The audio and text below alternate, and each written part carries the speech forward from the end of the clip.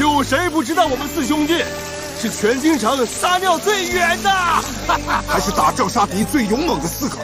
走。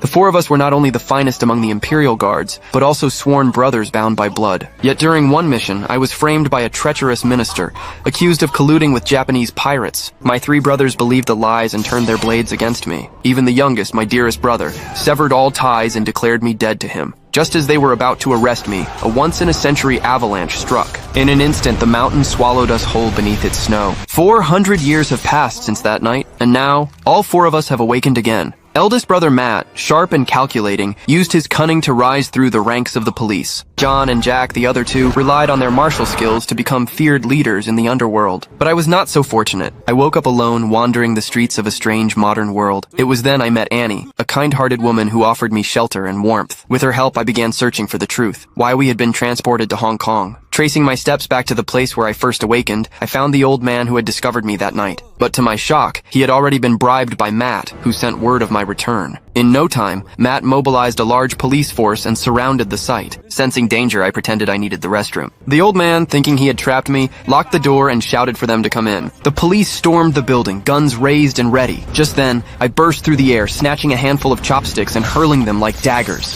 In the chaos, officers fell one after another, crying out in pain. Panicking, the rest opened fire wildly, but I had already leapt onto the roof, dodging every bullet. Moments later, the military joined in, throwing a flash grenade before storming the house. They blasted the door apart and rushed into the room, only to find smoke billowing from the restroom. Then with a deafening roar, the toilet exploded, sending everyone flying through the air. Even the officers outside weren't spared. By the time the dust settled, I had already escaped, crawling along the cliffside. Looking back from a distance, I caught sight of a familiar face.